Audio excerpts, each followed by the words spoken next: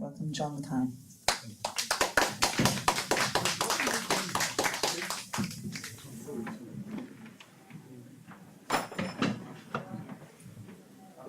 Thank you, Cheryl. Thank you, Cheryl.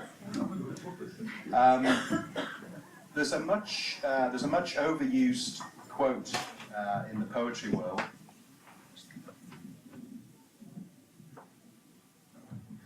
There's a much overused quote in the poetry world, and I apologise if anybody's used it already or if anybody's planning to use it. W.A. Jordan, in his poem In Memory of W.B. Yeats, said, "Poetry makes nothing happen." And I'd like to say that I think today is evidence that poetry does make something happen, and it makes something happen that's very good and very decent. Specifically, Mackay, all the other organisers, all the poets who are reading, everybody who's contributed, everybody who's in the audience, everybody who's turned up today is making something happen. In a world where many bad things are happening, this is something really to be celebrated, so thank you. This is a poem about alienation and difference and being on the wrong side of the fence. What you have heard is true. We just stare and chew, regurgitate a little bit and purge. All that passes between our ears is the odd woolly thought about tussocks and the sensation of rain. The highlight of our day is a head scratch over by the long fence, or a skittering lollop to the trough. We announce ourselves to the world in a guttural way.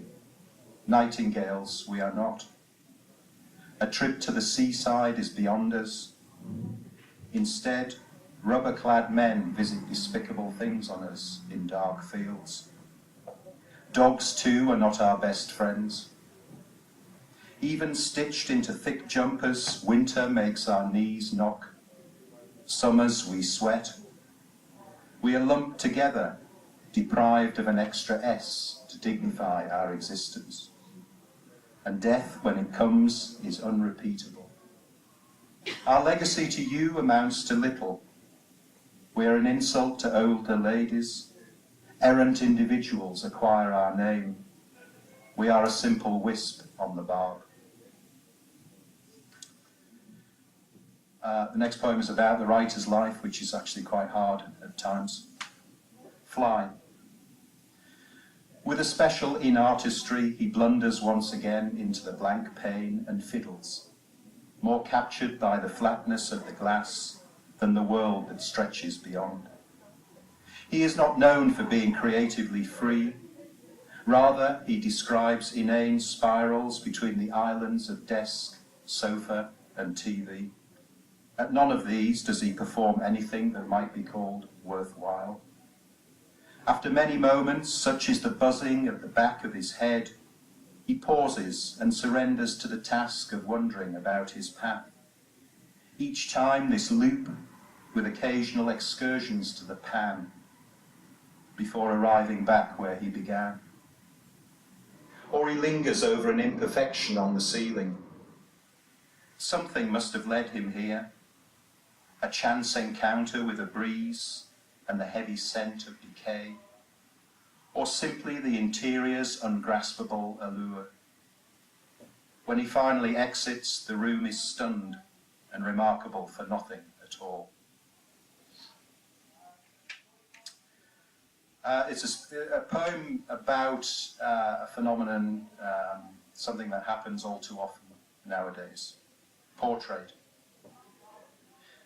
She finds it difficult to smile in a way that is not upsetting. One side of her upper lip refuses to cooperate. The other overcompensates, exposes too much of her teeth, and she looks like a dog losing its patience.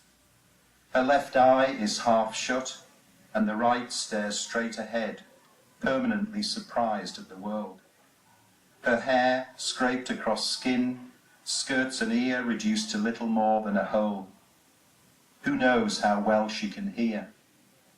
But she speaks, coherently and without tears, about the day, 5 years ago, just turned 20, when a man, sent by another man, greeted her with hydrochloric acid. What remains undisclosed is where either of those men are now, whether even they are able to show their face, or if after that time, in any other meaningful way, they left their mark. A bit lighter, I was thinking the other day that when I grew up in the late 60s and early 70s, there was this phenomenon of the streaker at sporting events. And I was thinking today that it seems to have died out. You don't see so many streakers nowadays, which I think is a sad reflection of life in this country now. It was a really valuable cultural phenomenon. So I thought I'd imagine a poem about the first instance of a streaker, and from the perspective of the man who spots this streaker and wonders what on earth is going on. This is called The Policeman's Secret Notebook. I was imagining the wife's sherry trifle when he flashed past me like a bolt of lightning. December 23rd, 1600 hours, and not a sausage on him. Just a pink tea cosy pulled tight over his head. I thought I was seeing things. He ran so fast I felt the draft tease my moustache as he shot off into the gents, and a lingering smell of pickled herring. He's still in there now. He could be dangerous. He might have a weapon concealed. The station tells me they're streakers, that they do this sort of thing to cause a stir for a bit of a thrill. Well, let me tell you, when I get my hands on him, he's not going to be disappointed. And my final poem is a personal memory which still sends shivers down me. Swimming. She is my history teacher, suddenly revealed to be made not of stiff tweed, but stretches of smooth flesh and black speedo. And she treads water in the deep end, expecting me to fail. The Battle of Passchendaele, the Beer Hall Putsch, the breakup of the British Empire, and now this, my very own Suez, glassy and unfathomable as the expression on Miss Winterbottom's face. Every week between classes, I listen to the older boys boasting about what they know. Pushing 40 and divorced, she has, they say, given Neil Cockcroft a lesson he will never forget.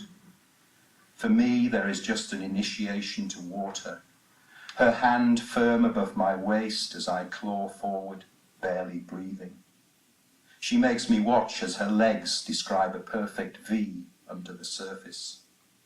But when I try to remember this, shivering in shallowness, I see only the stuff that lies ahead with its horrible questions, and the woman waiting at the other end, ready to swallow me up. Thank you very much.